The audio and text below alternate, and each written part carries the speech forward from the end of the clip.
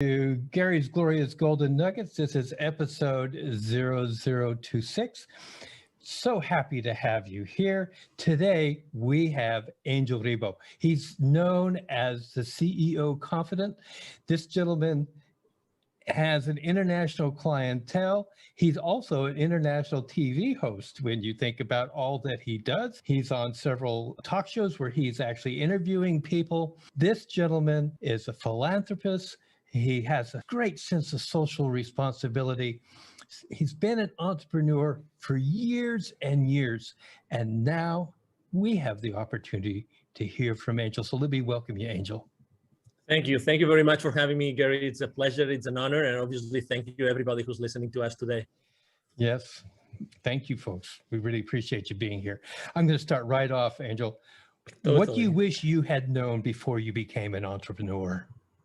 To take action faster than I did. Oh my God. You know, I was so confused. It's a great question. I still remember, I will never remember, obviously. I will never forget, the first day as an entrepreneur, right? I mean, I was extremely blessed. I had a great jobs, and my company was kind enough even to put the severance package in place. And I had this outplacement company helping me in case I wanted to have another job. They already knew I wanted to become an entrepreneur. But hey, I mean, so much support and so many things, to be honest.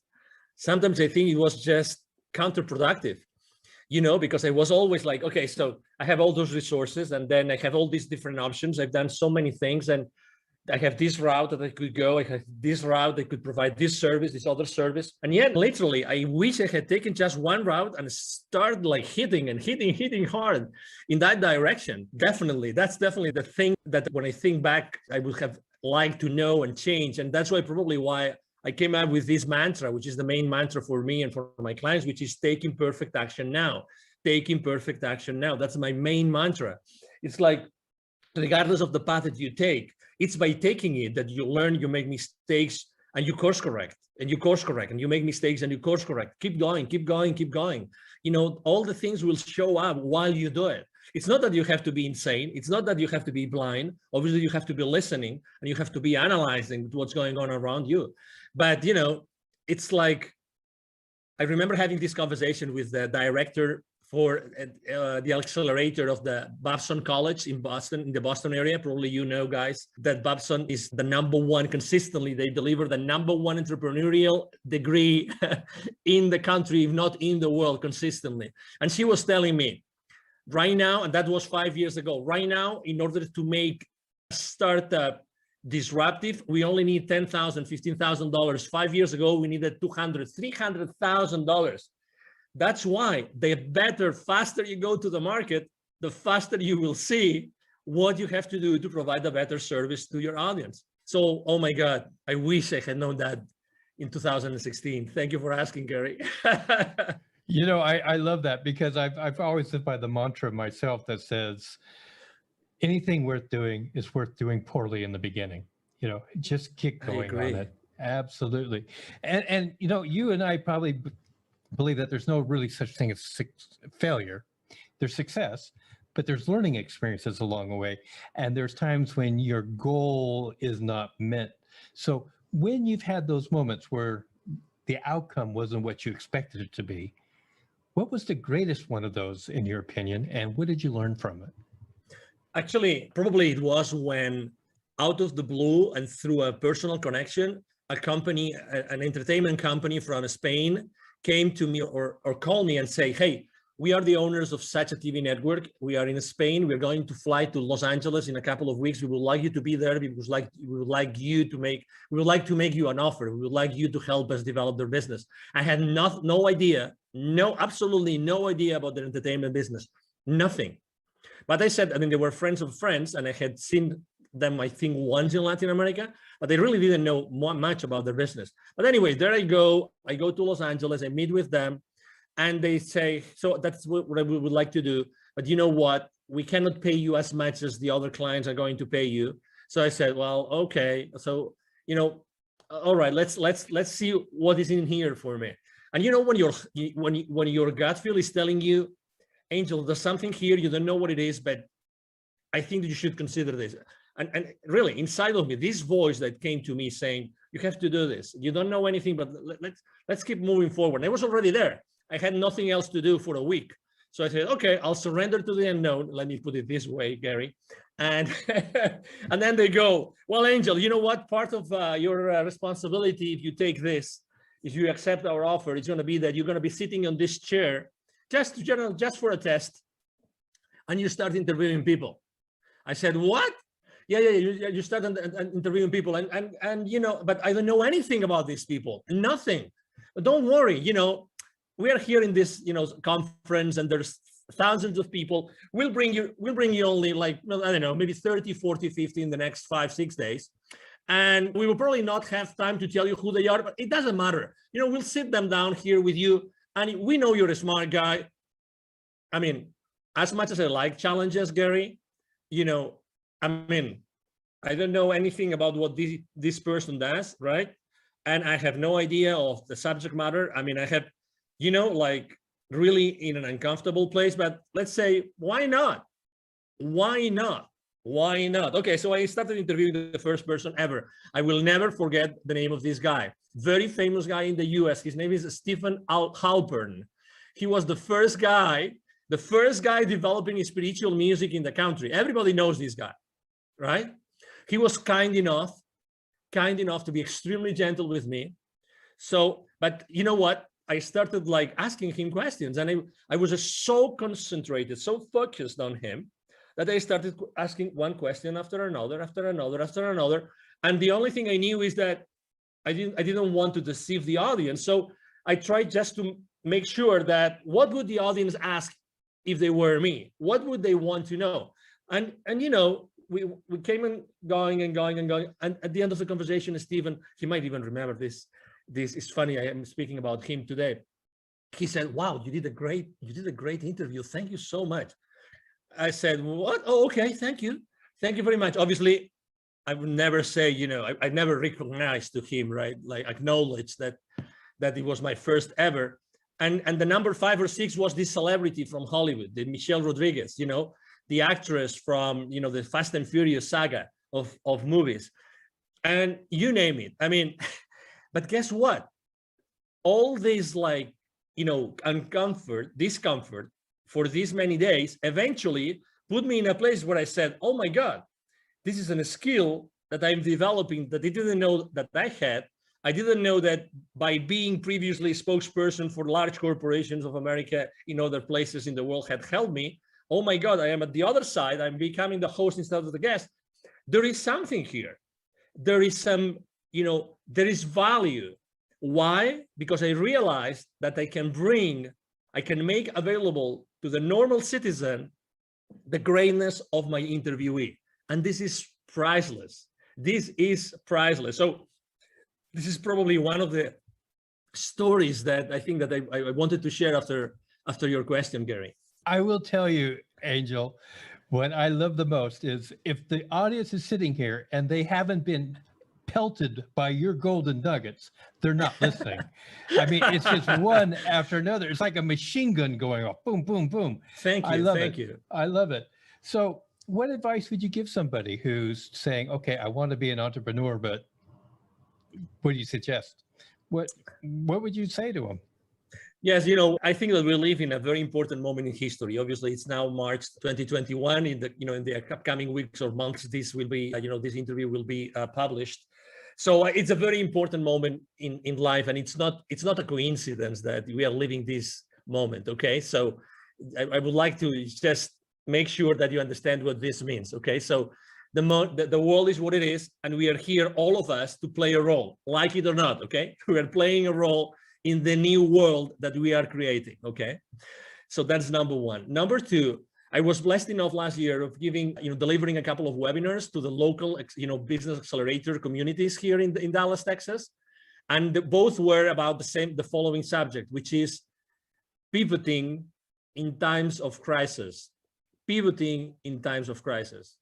And after doing those two webinars to the local entrepreneurs and startup CEOs communities, I would say one thing: we all have this incredible talent.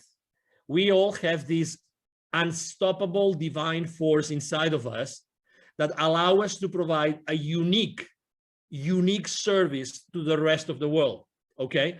Nobody has had the same life that you, listener, has had. Nobody.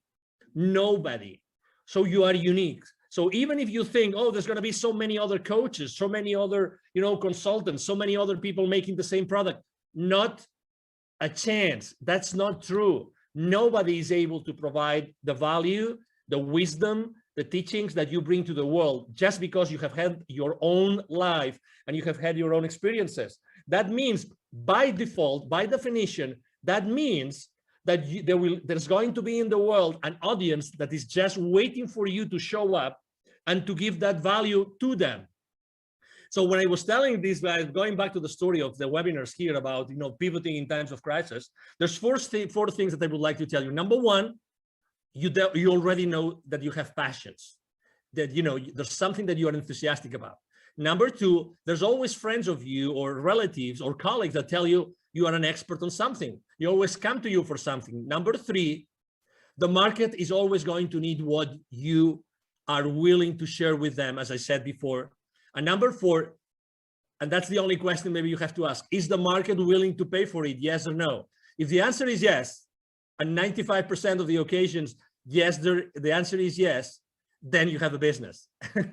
So again, don't be fearful. I know you are on the fence, and I just answered a question saying, what was the main mistake I made is being on the fence for too long, right? So I know you are on the fence, but at the same time, know that there's people out there waiting for your message, and they will never go, and they will never move hiring someone or paying for someone's services unless you show up and they resonate with you. They're waiting for you there. That's why I think, sometimes people, I remember when I was training salespeople, I've trained literally hundreds of salespeople, and I remember training them. And in the first training session, most of the people would tell me, hey, sir, hey, Angel, but what happens if I run out of leads? If I run out of leads, how am I going to make my quota? I would always tell them the same thing, always, to all of them. Okay, so whenever you run out of leads, please come to me, and I will give you another list of 1,000 additional leads that you can call onto. What I'm trying to say is that we have those limiting beliefs that we think that we are limited, we are in a box, and we are competing against the rest of the world, when everybody knows already that the wealth is in the follow-up, that nobody follows up. So there's always wealth for everybody. There's always, services that you can provide and people that will pay for you. It's collaboration that we have not been taught. That's why we are being taught all the time about competition, but the reality is that there's wealth for everybody. And if we learn to collaborate as opposed to compete, you will feel much more comfortable, and we will all make a nice living. All of us, no exception. I fully agree. And I thank you so much. Again, I hope you guys got another dump truck to fill up, because this guy is just going to give you golden nugget after golden nugget. So let's just talk about resources. Now, resources can be people, books, relations, etc. Can you just name three that have really influenced you in your entrepreneurial pursuits? Yes, I would say number one, when I was in corporate America and I was in charge of, let's say, business development for many different areas in the world, I was very lucky because regardless of my own sales team, I was always working in what is called like indirect sales models. Indirect sales models means that the companies I was working with, we were going to the market and selling through resellers, through partners, and this kind of, intermediaries, let's put it this way. That was a great blessing. Why? Because I became the most trusted advisor of all those companies. Guess what? The leaders of those companies and the different employees, they were pure entrepreneurs. They started their companies small, and they wanted to thrive, and they wanted to make a lot of money out of the margins that we were giving as the vendor, right? So that's the number one thing. Resources, people that I always was working with, and I was always working with partners. That's why I talk about collaboration all the time. So number one, resource, partnerships, collaborators, resellers, distributors, you name it. Look for something, someone, companies, people that can go to the market, help you go to the market. That's number one. Number two, speaking about books, I'm not going to be very, let's say, very conventional with my answer about books, because I would say that probably the books that have influenced me the most have been more spiritual books than business books. But had I not read this book, and I'm going to mention just one of them, I would have never done what I have done, and I would have never moved from Europe. And it's a book considered, it's a fiction book. It's a history, or excuse me, the story about a series of scrolls and revelations from the Amazonian, forest in Peru. The book is called The Celestine Prophecy by James Redfield.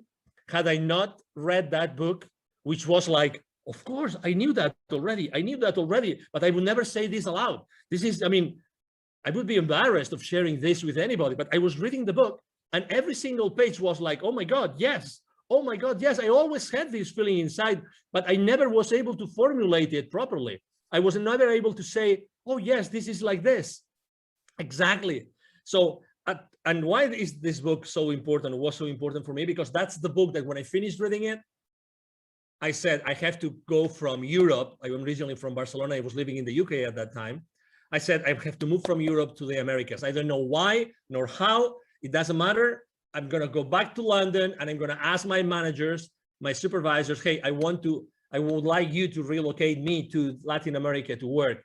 I don't know why, I just want to go, right? And they told me, no, you're crazy. Why would you go from this, amazing job in this amazing country, making so much money, to a third world country? You are insane. But anyway, I took my chances and I did it, and I'm glad I did it. And that's the second resource, right? And the third resource, it was going to an event. And I go to a lot of events, but this event really changed me. And although I burned my feet and that event, and now I'm giving you a clue that what event I went, and and nobody burns their feet, only the ones who are not engaged. And I was one of them. Okay, I don't mind saying it and sharing it with the world. I went to a Tony Robbins event and I burned my BLOODY feet. Okay. So, but guess what? I think that was part of the experience, and obviously it was meant to happen, right? I remember there was so many, you're talking about nuggets.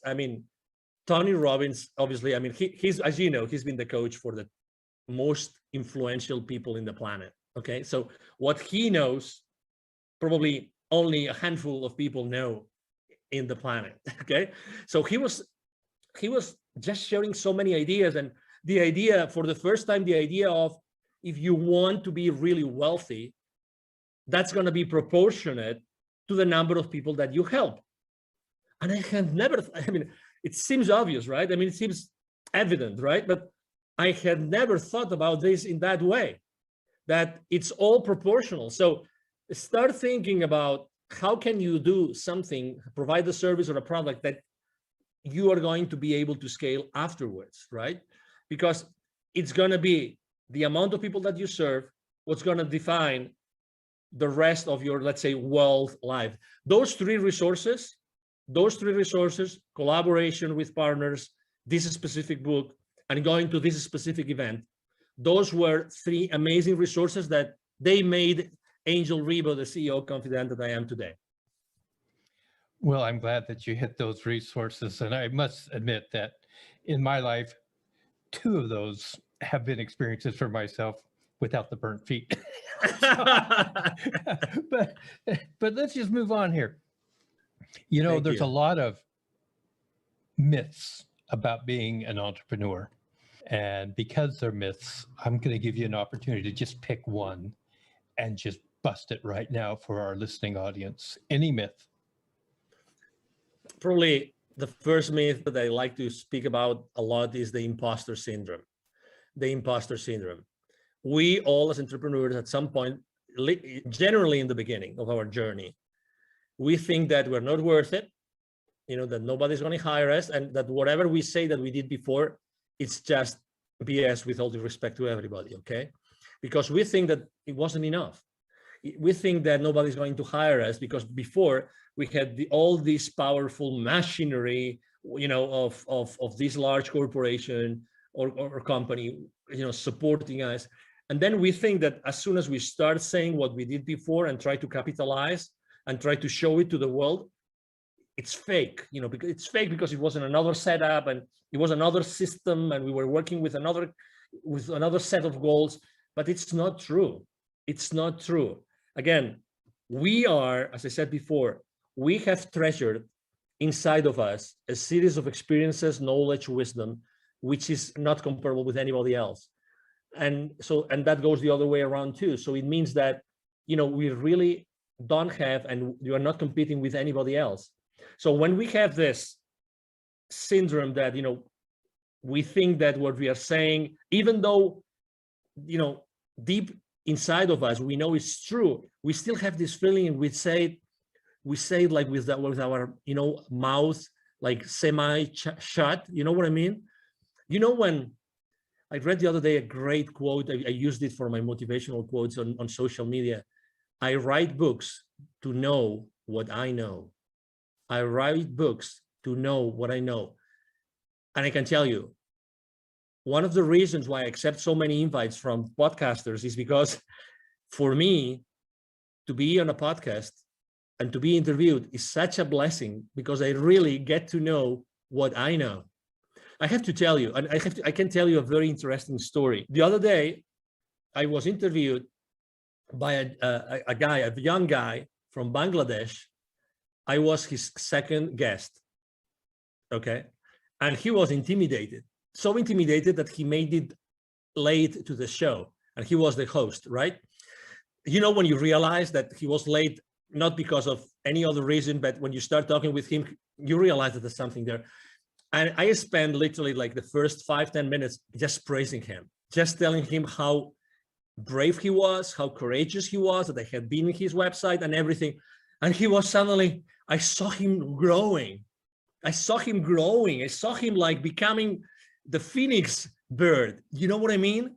This young man, I was his second, and he started asking me questions. And the questions he was asking me were so naive. But you would say, okay, they were naive, so they were not rich. No, because it's not such a thing as a naive question. I phrase it like this, so you realize you know what I mean. But he forced me to answer questions in a way that nobody else had ever forced me to answer. So out of his spontaneity or his, being genuine and naive, actually, we eventually had an incredible interview. I really thank him so much. And obviously I offer my help to him. He's in Bangladesh and he's a very young guy. You never know where the diamonds are going to be buried. You never know that. Never, ever. So it's very human. Going back to the original question, it's very human to have the imposter syndrome. But hey, show up, step up, expose yourself. That's the best recipe I can give you to bust the imposter syndrome that we all as entrepreneurs go through. Show up. Don't be afraid. And if you cannot answer a question, it doesn't matter. Be genuine and say, hey, I haven't got the finest idea of how to answer this question. I will have to think about it. Just that. And it's you. And there's going to be people that are going to say, this guy was strong enough, and he was authentic enough and humble enough to acknowledge that, or he or she obviously wasn't able to answer that question. And that's part of who you are. And again, I'm sure that for the next interview, you will be able to answer this question and many others, because you probably will have done some homework, but I really like this, like as to be busted, because we all go through it. It's a limiting belief, and it's so not true. So not true, Gary. I really appreciate that. And one thing that I know from our brief interactions with each other, you are a master at building other people. You are a master at helping to establish confidence in what people have to offer. So I really appreciate that aspect of you from my point of view. Now, I'm going to change up a little bit, because I'm not going to ask the next question I normally ask. We talked about social responsibility. I'd like you to talk about your point on social responsibility as an entrepreneur. Yeah, there was a time in my life in which I said, if not me, who? And you will understand why. If not me, who? I had this question inside of me, if not me, who? when I was in Latin America, I lived in Latin America for 10 years, and I was working with Latin America for 15 years. And I was going there so often. I was always dealing with, we were doing consultative selling to large corporations present with their subsidiaries in Latin America.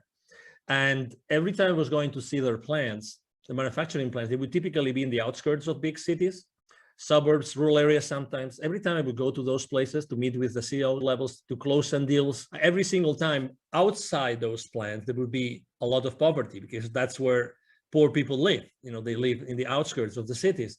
And every time I would go to those places with my rental car, they would ask me, hey, senor, would you like to buy some gum from me, some candy, a bottle of water? Can we keep your car safe while you are inside? So I was always interacting with kids, always was interacting with kids. And it reached some point before leaving, and actually that was one of the reasons why I left corporate America, in which one day I had this incredible experience in which I saw very clearly that I had this connection, this continuous, possibility to talk to the top guys in the continent, and at the same time being able to see so much poverty. And I saw very clearly, if I'm not the one connecting those two dots, who's going to do it? Who is more? Who can show more, like the experience reaching out to the top and being able to deliver to the bottom through my entrepreneurial career?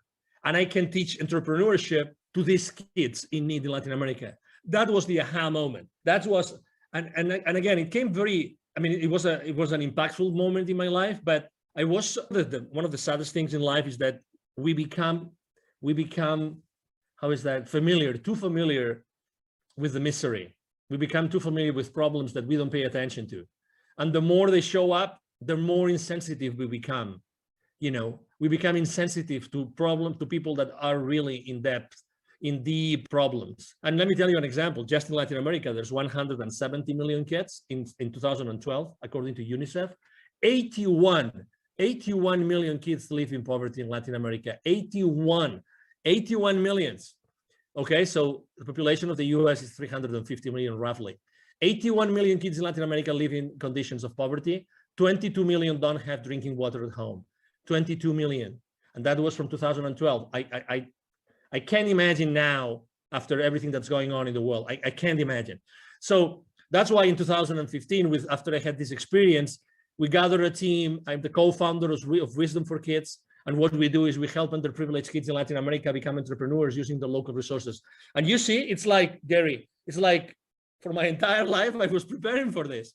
Isn't it crazy? It's like I had learned all this entrepreneurial stuff and connecting to all these people and knowing how to reach out to them, blah, blah, blah. All this, like, there was a plan behind it. Someone had been working on that plan for me to be able eventually to do that. That's why I was asking myself, as I said in the beginning, if not me, who? Who's going to do this if it's not me? Who is more, prepared to do this? And I felt immediately, the responsibility in a good way, because going to Latin America and teaching kids entrepreneurship is just a blast. It's a big blessing, as you can imagine, Gary. I just am so overwhelmed with the things you've just talked about. Thank you. This is why I love doing what I do when I get to talk to people like this. How can people contact you? Thank you.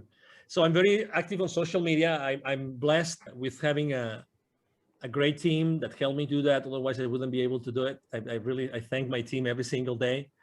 I am the most active network I am on social media outlet is LinkedIn, the professional network. You can message me there and you will see me there. Angel Ribo, Ribo spelled like R-I-B-O for the ones that don't see the video of this interview.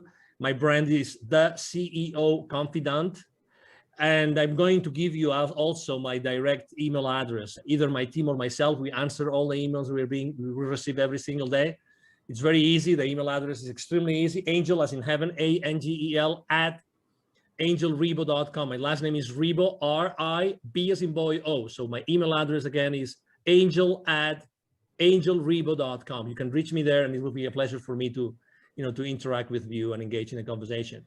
Ladies and gentlemen, we'll have all that information in the show notes. So if you're driving, continue driving. Don't try to pull over to the side of the road and try to write it all down now. So yeah, just go ahead. Now, Angel, I always give every guest 2 uninterrupted minutes. to right. say whatever's on their heart, whatever they want to say at this moment. So your 2 minutes start now. I believe that the last 12 months have been really probably the most challenging, months in our lives, right? Maybe the people that were when they were young, they were maybe in a war, maybe that those were the most challenging for them. But regardless, I think that those 12 months have taught us something which is extremely important for all of us, which is connection. Connection. I've been consistently posting for the last 12 months about building bridges. Why? Because I've seen in so many outlets, in so many instances, face-to-face or online, people disconnecting, unconnecting. We've never needed, as humanity, more connection than today. Never. You can, and you have the possibility of connecting people every single day with your wisdom, with who you are. Try to reconnect, try to rebuild the bridges. If you burned any bridge for the last 12 months, you have this divine force, which is, inside of you and nobody can take away from you. Use that force inside of you to rebuild those bridges. Really you can make a difference just with who you are today and with what you do every single day. Try to do that purposely. Try to have an intention every single time, every single morning that you wake up, when you wake up and when you go out and when you start talking with someone over Zoom. Try to build a connection. Try to create a connection. Make it an intention, because we all need it. This is happening really because of something. There's some reason behind, all the fear and all the challenges. And the reason why this is happening is that because we have to become more aware of what we really can do as humans. I see this every single day. Thank you, Gary, very much for allowing me to be here. You are right. When I work with someone, I really make sure that they understand their own potential. That's my main goal with everybody I work with. To make them understand their absolutely incredible potential. And, it's been a pleasure to be here with you today. And thank you for allowing me to maybe share some nuggets with you. And obviously, I feel so honored to be here, and anything I can do for you and for your audience, it will be a pleasure to do it, Gary. Thank you so much, Angel. God, I love you, man. You're great. Thank you. Likewise. Ladies and gentlemen, that is going to conclude this episode of Gary's Glorious Golden Nuggets. If you've enjoyed the show and you haven't subscribed yet, please do subscribe. If you would like to share this with somebody, please do. Help our audience to grow. Angel, you are a gold mine. Thank you so much. Thank you so much for your time. Absolutely. God bless.